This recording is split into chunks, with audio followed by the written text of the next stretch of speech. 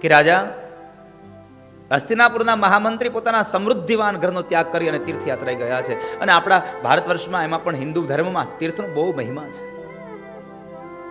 તીર્થમાં જવાથી પાપમાંથી મુક્તિ મળે છે, પણ સાવધાન રહેવું.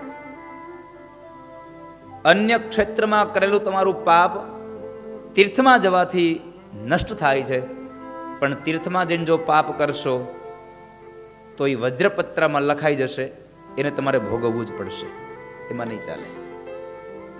તમે અન્ય ક્ષેત્રમાં પાપ કરશો તો તીર્થમાં જશો ને ધોવાઈ જશે, પણ તીર્થમાં જઈને જો પાપ કરશો તો એ ક્યાંય નહીં ધોવાય. માટે તીર્થમાં જઈને સાવધાન થઈ જવું, સાવધાન રહેવું.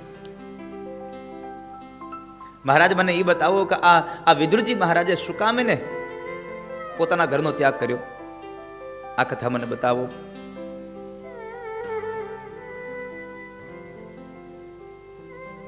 સાંભળ રાજા,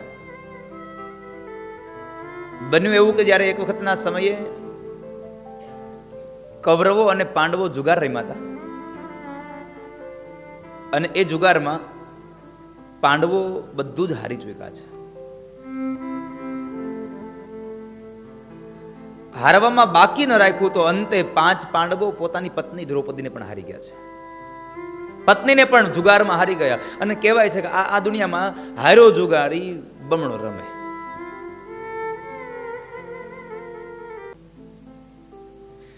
આપણો હિન્દુ ધર્મમાં તમે જુઓ તો ખરા, ભગવાન કૃષ્ણ પાંડવોને કોઈ જગ્યાએ નથી ખીજાયા. એકમાત્ર જ્યારે જુગાર રમ્યા ને ત્યારે ભગવાન એને થોડુંક વઢ્યા છે. પાંડવોને જુગાર રમ્યા એ સમયે ભગવાન વઢ્યા છે. ને આપણે શું કરીએ? જુગાર રમનારા માણસોને જે ભગવાન ખીજાય છે, જે ગુસ્સે થાય છે, એના ઉપર એને નથી ગમતી વાત, આપણે એના જન્મ દિવસે પાછા બેઠા બેઠા પત્તો રમતા હોઈએ. આ આપણી સંસ્કૃતિ છે.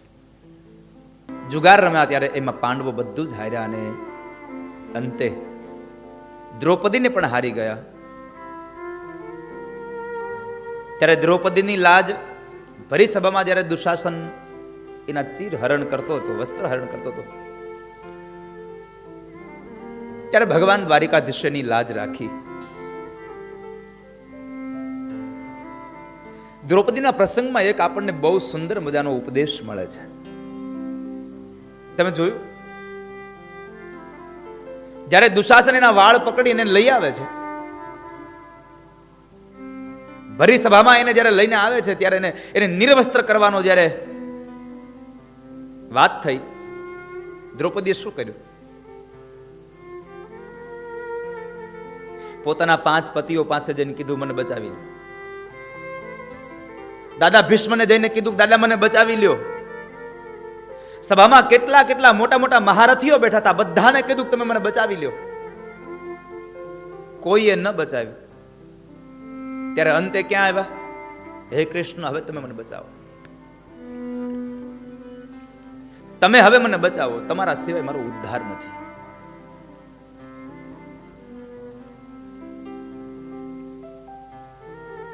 અનંતે લાજ રાખી કોણે? ભગવાને જ લાજ રાખી. દ્રૌપદીએ જ્યારે આ બધું અનુભવ્યું ને ત્યારે એની પુત્ર વધુને આ ઉપદેશ આપ્યો તો, બેટા જિંદગીમાં દુઃખ આવે ને ત્યારે 2 હાથવાળા મનુષ્ય પાસે કોઈ દી ભીખ માંગવા જતી નહીં. 2 હાથવાળાની પાસે જઈને કોઈ દિવસ કઈ કહેતી નહીં. જીવનમાં દુઃખ આવે ત્યારે સીધા ભગવાન પાસે જઈને ભગવાનનું શરણ પકડવું. અને આનો જ આ ઉપદેશ કોણે લીધો? એના દીકરાની પત્ની ઉત્તરાએ. ક્યારે? જ્યારે અશ્વત્થામાએ પરીક્ષિત ગર્ભમાં હતા અને જ્યારે બાણ ચડાવ્યું, નહીં તો ઉત્તરા અર્જુન પાસે જઈને એમ કહે કે મને બચાવી લ્યો, તો ન બચાવી લે. અશ્વત્થામાને તો માત્ર બ્રહ્માસ્ત્ર ચડાવતા આવડતું હતું, અર્જુનને તો બ્રહ્માસ્ત્ર ચડાવતા આવડે અને બ્રહ્માસ્ત્રને પાછું વાળતા આવડે છે. 2 વિદ્યા એની પાસે છે.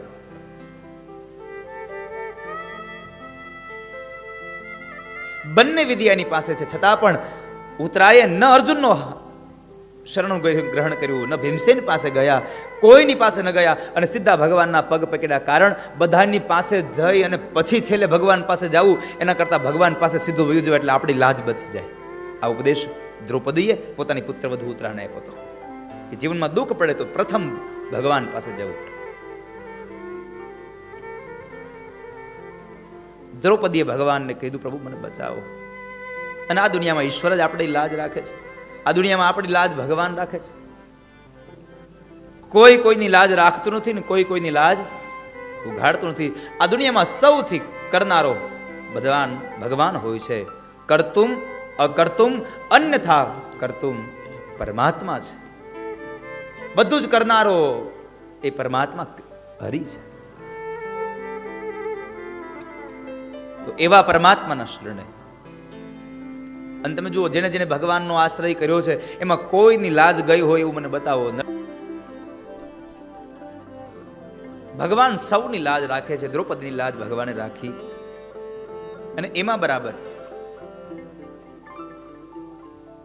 પાંડવોને પોતાના ભાગનો હિસ્સો દેવા માટે થઈ અને ભગવાન કૃષ્ણ સંદેશા વાહક બનીને આવ્યા છે.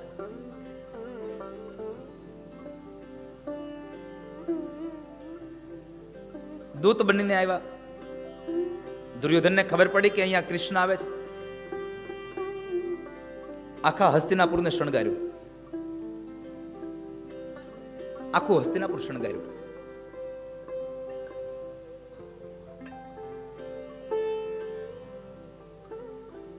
ભગવાનના સ્વાગત થયા. ભગવાન આવ્યા.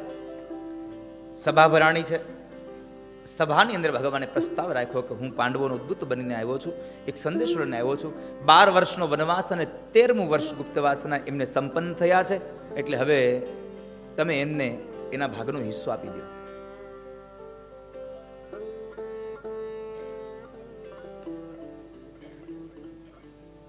દુર્યોધન ના પાડે છે, એના ભાગનો હિસ્સો નહીં મળે.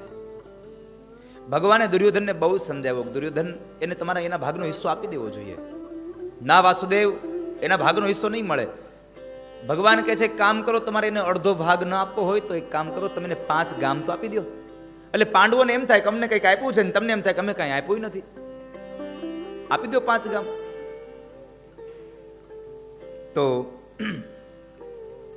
દુર્યોધન ના પાડે છે, નહીં મળે. 5 ગામ તો શું, સોયની અણી ખૂતે ને એટલી જગ્યા પણ પાંડવોને નહીં આપું જાવ. અને છતાં પણ પાંડવોને પોતાના ભાગનો હિસ્સો જોતો હોય તો જાવ એને જઈને કહો કે મારી સાથે યુદ્ધ કરે અને મને યુદ્ધમાં જીતી જાય, અને પછી તમે મને ભલેના ભાગનો હિસ્સો લઈ જાય. ભગવાન એને બહુ સમજાવ્યા કે દુર્યોધન, તમે આ યુદ્ધને નિવારો. યુદ્ધ કરશો તો નહીં જીત પાંડવોની થાય, નહીં જીત કૌરવોની થાય, આમાં જીત થશે કાળની, મૃત્યુની. અનેક જીવાત્માઓ હણાઈ જશે, નિર્દોષ જીવાત્મા મરી જશે. કેટલી સ્ત્રીઓ પોતાના પતિ વગરની બનશે, કેટલા દીકરાઓ પોતાના બાપ વગરના બનશે, કેટલી માતાઓ પોતાના દીકરા વગરની બનશે. એટલા માટે હું આપને કહું છું કે તમે યુદ્ધને નિવારો, પણ દુર્યોધન ન સમજો. અને આ સમયે મહારાજ ધૃતરાષ્ટ્રે વિદુરજીને બોલાવ્યા. વિદુર, હવે આ દુર્યોધન માનતો નથી. દાદા ભીષ્મ ને બધા બેઠા છે. ભગવાન કૃષ્ણના શબ્દો એને અમૃત જેવા લાગ્યા, અને દુર્યોધન એની વાત માનતો નથી. એટલે વિદુરજી મહારાજને બોલાવ્યા, અને વિદુર નીતિમાં વિદુરજીએ પોતાની નીતિની વાત બતાવી. ત્યાંથી વિદુર નીતિનો પ્રારંભ થયો. ત્યાં વિદુર નીતિનો પ્રારંભ. મહારાજ ધૃતરાષ્ટ્રને કહે છે કે મહારાજ, હું આપને એક વાત કહું, આ તમારો છોકરો કલીનો અવતાર છે. કલીના અવતારની તમે વાત માનીને તમે આવું ન કરશો, તમારા રાજ્યની હાનિ થશે. તમે ભગવાન કૃષ્ણની વાત માનો અને પાંડવોને એના ભાગનો હિસ્સો આપી દેવો જોઈએ. મારું આ મત છે.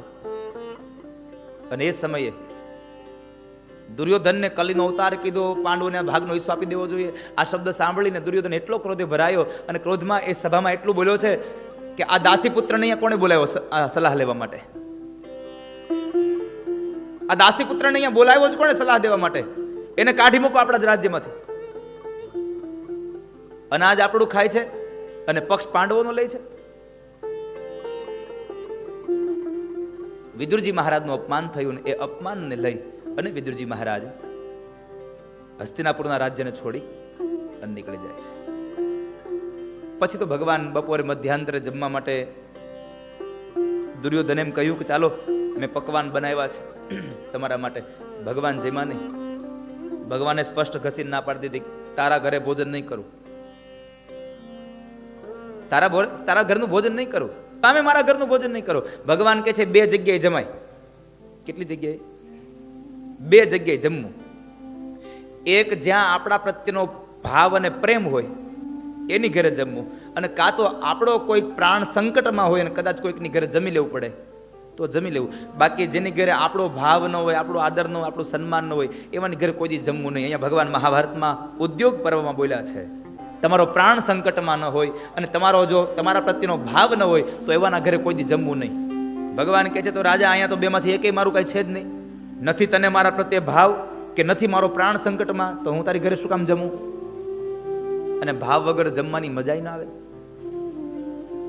ભાવ હોય તો મજા આવે. બાકી તમે પકવાન જમાડતા હોય પણ સામે બેઠા હોય ઉતરી ગયેલી કઢી જેવું મોઢું કરીને, તો એ ભાવે નહીં. ભલે ને ખાલી શાક રોટલી જમાડો તમે, પણ એ શાક રોટલીમાં આનંદ કેટલો અમૃતનો આવે, કારણ કે જે માણસ પ્રેમથી જમાડતો હોય. તારે ત્યાં મારા બેમાંથી કે નથી તને મારા પ્રત્યે ભાવ, નથી તને મારા પ્રત્યે પ્રેમ, કે નથી મારો પ્રાણ સંકટમાં, મારે તારી ઘરે જમવું શું કામે?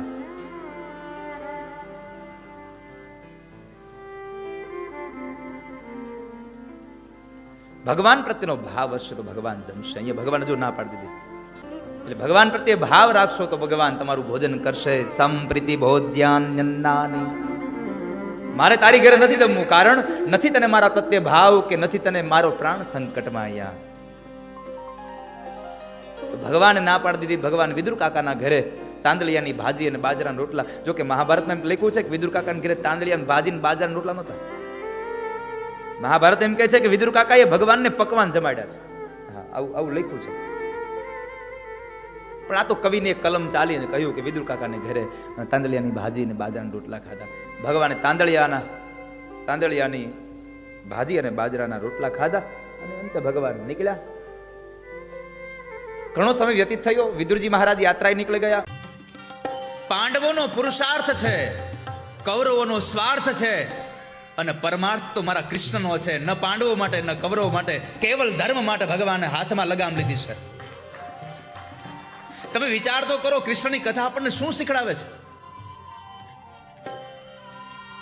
કૃષ્ણની કથા સૌથી વધારે કોઈ ઉપદેશ આપતી હોય તો એટલો જ આપે છે કે તમારી ઊંચાઈનું મસ્તક ગમે તેટલું ઉપર જાય પણ તમારી સરળતાના પગ જમીનથી જુદા ન થઈ જાય એની કાળજી રાખજો. આ કૃષ્ણનું જીવન ચરિત્ર બતાવે છે. બાકી આપણો ડ્રાઈવર ગાડી ચલાવતો થાય, આપણી ગાડીને ડ્રાઈવર ચલાવતો થઈ જાય, પછી ઈ રજા ઉપર હોય અને તમારે ક્યાંક જવાનો વારો આવે અને એમાંય બરાબર પાર્કિંગ બહુ દૂર રાખ્યું હોય, આપણને સમાચાર મળે તો શું કહી?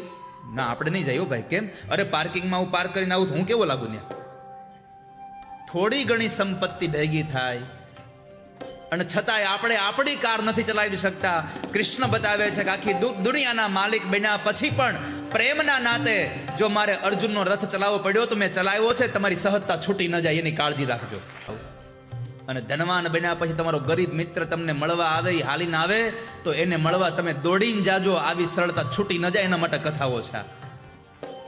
સુદામા જ્યારે ભગવાનને મળવા જાય છે ત્યારે ચાલીને જાય છે, પણ ભગવાનને ખબર પડી તો મારો ઠાકોરજી દોડીને આવે છે. અને સૌથી અગત્યની વાત તો કૃષ્ણ એ બતાવી કે જ્યારે સુદામા આવ્યા, હવે તમને હું પ્રશ્ન કરું, કદાચ તમારો બાળપણનો ગરીબ મિત્ર આવે, તમારી ઓફિસ હોય, સરસ મજાની તમારી ચેર હોય, તમે તમારા મિત્રને બેસાડો ક્યાં? એ કયો હાલો. પણ કૃષ્ણએ બતાવ્યું કે તમારો ગરીબ મિત્ર આવે ત્યારે બાજુની ખુરશીએ નહીં, તમે જે સિંહાસન પર બેસતા હોય ત્યાં બેસાડી દેવાની તાકાત હોવી જોઈએ તમારી. ભગવાને કીધું બેસ સુદામા. અહીંયા સુદામાએ કીધું કૃષ્ણ તમારું આસન છે, તો કે ના, તું બેસ. જે ઝૂલા ઉપર ઠાકોરજી ઝૂલતા હતા એના ઉપર સુદામાને બેસાડ્યા છે. કૃષ્ણ આ બતાવે છે સહજતાની કથા છે. સરળતા છૂટી ન જાય. આણ શૈયા ઉપર દાદા ભીષ્મ, ધૃતરાષ્ટ્ર, ગાંધારી, કૌરવો, પાંડવો, અને આ બધા જ પાત્રમાંથી સૌથી અલગ રીતે કોઈ જો નીકળી આવે તો આપણો ક્યાંય સગો નથી, છતાંય જેનું નામ સાંભળીને આપણા રૂવાડા બેઠા થઈ જાય એવો દાનેશ્વરી કર્ણ. કથાકારોને, કલાકારોને મહાભારતમાં કર્ણ પ્રત્યે વિશેષ રુચિ રહી છે બધાને. કે સૂર્યના દીકરાએ આયખામાં વેઠું તું અંધારું. કહીએ છીએ કે કર્ણએ તો બહુ દુઃખ વેઠવા પડ્યા. ભગવાન કૃષ્ણને પણ સૌથી વધારે કોઈ વાલો હતો તો કર્ણ હતા.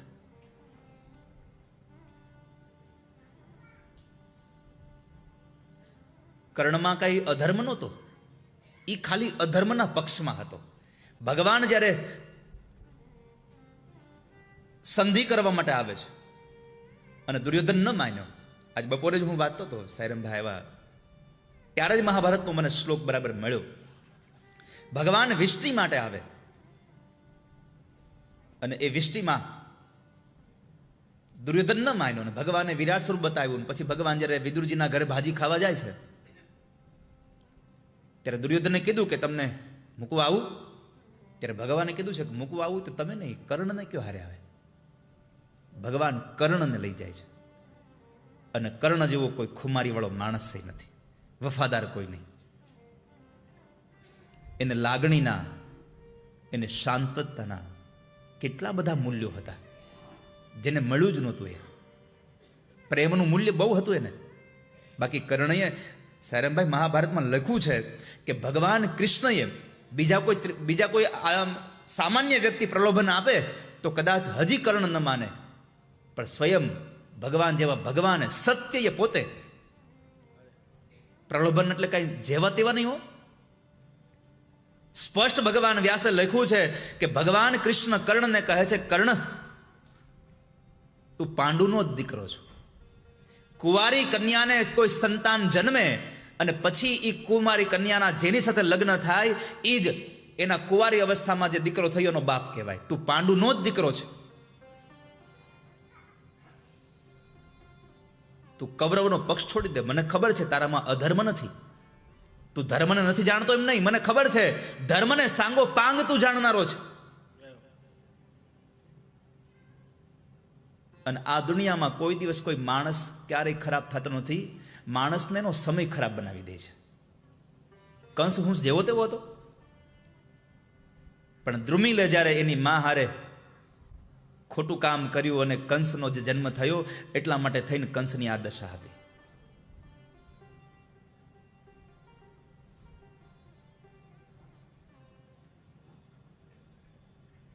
તું પાંડુનો જ દીકરો છો અને તું કદાચ જ્યેષ્ઠ મોટો ભાઈ બની જઈશ તો યુધિષ્ઠિર તારો નોકર હશે, અર્જુન તને ચમર ઢોળતો હશે, ભીમ તારી સેવામાં તારી રસોઈ બનાવતો હશે, નકુલ ને સહદેવ તારા ચરણની સેવા કરતા હશે અને મારી બધી જ સેના સાથે હું તારો અનુયાયી બની જઈશ. હવે કૃષ્ણ પોતે અનુયાયી બનવાની વાત કરી જાય અને છતાંય કર્ણ કહે, કૃષ્ણ મને માફ કરજો, હું દુર્યોધનનો વિશ્વાસ નહીં તોડી શકું. અહીંયા વાત પૂરી થઈ જાય છે. શું વફાદારી! બાકી જો યાદ રાખજો, મહાભારતમાં લખ્યું છે કે દુર્યોધનને દાદા ભીષ્મ, દ્રોણ એમ કહે કે અમે તારા પક્ષમાં નથી, તોય દુર્યોધન કાંઈ યુદ્ધબંધ રાખે એમ હતો નહીં, પણ ખાલી કર્ણ એક એમ કહી દે કે હું તારા પક્ષમાં હવે નહીં રહી શકું. દુર્યોધનની તાકાત જ નહોતી કે યુદ્ધ કરી શકે. એ તો કર્ણના બળે કરતો હતો બધું. ભગવાને કીધું કર્ણને મોકલો મારી સાથે. કર્ણ સાથે જાય છે. ભગવાન બહુ સમજાવે છે પણ છતાંય પોતાની વફાદારી ન છોડી. અને એમાં એક વાત એ પણ કરી, અધ્યાત્મ જગતમાં કર્ણ ભગવાનને કહે છે, પ્રભુ મને ખબર છે કે હું અધર્મના પક્ષમાં છું. કર્ણ ને ભીષ્મ આજે જે રીતે ગવાય છે એના કરતા બહુ સારી રીતે ગવાતા હોત જો એ પાંડવોના પક્ષમાં હોત. તમારામાં બળ છે, એ બળ કેટલું વાપરો છો ને એ અગત્ય નથી, તમે કઈ જગ્યાએથી બળ વાપરો છો એ બહુ અગત્યનું છે. પાંડવોમાં જો એ ભીષ્મ અને કર્ણ હોત તો આજે એની પૂજા થતી હોત. એણે પક્ષ ખોટો પસંદ કર્યો હતો, અધર્મનો પક્ષ પસંદ કર્યો હતો. ત્યારે ભગવાનને કર્ણ કહે છે, પ્રભુ મને ખબર છે, પણ જો હું દુર્યોધનનો પક્ષ છોડી અને જતો રહીશ તો યુદ્ધ બંધ રહેશે, અને યુદ્ધ બંધ રહેશો તો પ્રભુ તમારું પ્રાગટ્ય થયું છે અધર્મનો નાશ કરવા.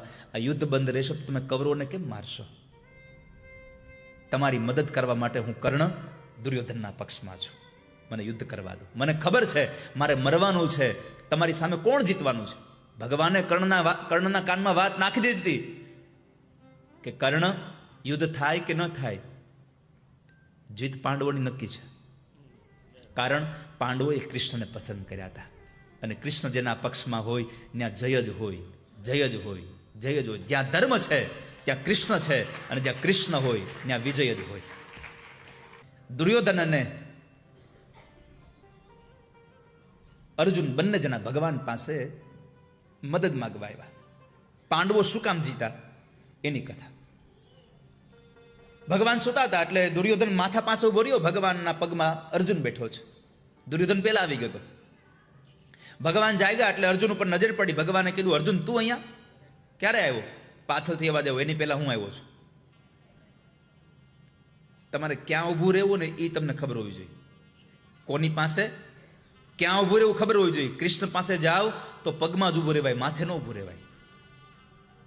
દાદા ભીષ્મને કીધું તું ભગવાને કે તમે તો મને બહુ માનનારા છો, તો તમે હું જે પક્ષમાં હતો એ પક્ષમાં ન રહ્યા, અને સામેના પક્ષમાં કેમ રહ્યા? તો દાદા ભીષ્મે કીધું, પ્રભુ મને તમારા પક્ષમાં રહેતા આવડતું હતું, પણ તમારા પક્ષમાં રહ્યો હોત તો સામે દુશ્મનો દેખાત, પણ સામે દુશ્મનના પક્ષમાં રહ્યો એટલે કૃષ્ણ તમને જોતા જોતા મર્યો, એટલા માટે સામેના પક્ષમાં હતો. તમે કાં ઉભા રહો છો એ મહત્વનું છે. તમને જોવા માટે જ સામેના પક્ષમાં હતો. બાકી જ્યારે જ્યારે મેં પાંડવો ઉપર પ્રહાર કર્યો છે ત્યારે દાદા ભીષ્મ બોલ્યા છે, ભાગવતજીમાં લખ્યું છે કે જ્યારે દાદા ભીષ્મ બાણ ચડાવીને મારે ત્યારે એક જ શબ્દ બોલતા હતા, જયસ્તુ પાંડવા નામ, જયોસ્તુ પાંડવા નામ, જયોસ્તુ પાંડવા નામ. પાંડવોનો વિજય થાય, પાંડવોનો વિજય થાય, આવું બોલતા બોલતા બાણ મારતા હતા. આનો અર્થ હતો કે શરીર કૌરવોના પક્ષમાં હતું, પણ અંતરાત્મા તો પાંડવોના પક્ષમાં જ હતો એનો. તો દુર્યોધન પણ હતો. દુર્યોધનને ઉભો રાખ્યો, કીધું તમે બે એક જણા સાથે? તો કે હા, બસ તમને ખબર છે વાસુદેવ કે હવે યુદ્ધ નક્કી થઈ ગયું છે, તમારી મદદ લેવા. ભગવાને કીધું, મારો નિર્ણય છે કે એક પક્ષમાં હું રહીશ અને એક પક્ષમાં મારી નારાયણની સેના રહેશે.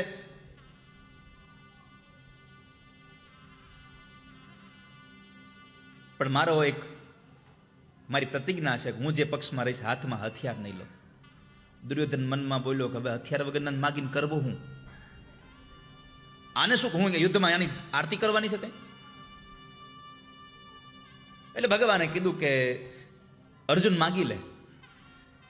દુર્યોધને વિરોધ કર્યો, પેલા હું આવ્યો છું. ભગવાને કીધું પેલા તું આવ્યો હશે, પણ મેં પેલા અર્જુનને જોયો, એટલે મારે માગવાનું એને આપવું પડશે. પેલા એને મેં જોયું.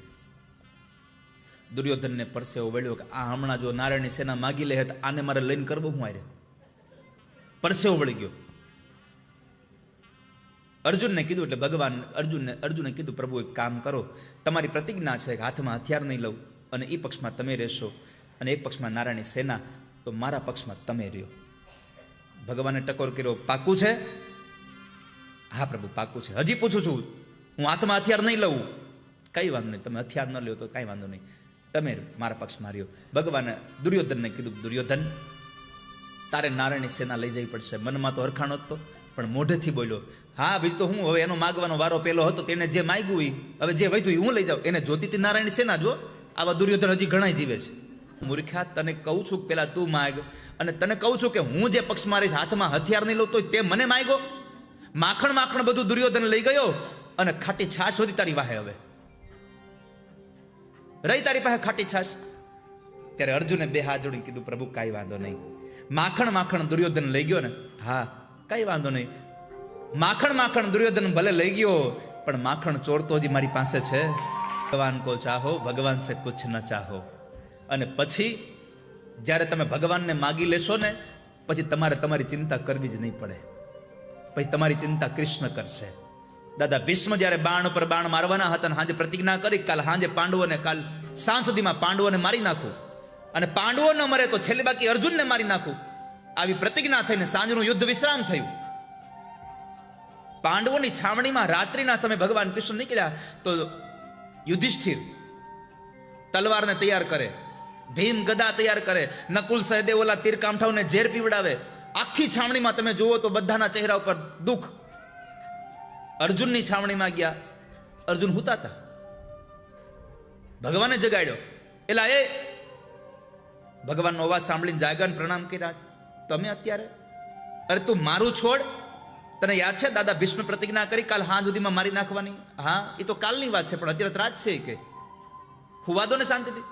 અત્યારે શું છે તો કહે છે કે દાદાની આ પ્રતિજ્ઞાને લઈ અને તારી પાંડવોની આખી છાવણીમાં તારા ભાઈઓ સહિત કોઈને ઊંઘ નથી આવતી અને તને ઊંઘ કેમ આવે છે? અને ત્યારે અર્જુને જવાબ આપ્યો હતો કે પ્રભુ, દાદાના શબ્દો સાંભળીને બીજા કોઈને ઊંઘ ન આવે તો કાંઈ વાંધો નહીં, પણ મને ઊંઘ આવે છે એનું કારણ એ છે કે મારી ચિંતા કરવાળો કૃષ્ણ અડધી રાતે જાગે છે. હજી કે અર્જુન સૂતા હોય તોય રૂવાડામાંથી અવાજ આવતો હતો, કૃષ્ણ કૃષ્ણ કૃષ્ણ. જેના રાત ને દિવસ કૃષ્ણ કૃષ્ણ થાય ને એની ચિંતા મારો ઠાકોરજી કરે. એટલા માટે મહાભારતનું યુદ્ધ પાંડવો જીતી ગયા છે, કારણ કે એણે ભગવાનને માગ્યા છે, એણે પ્રભુને માગી લીધા છે.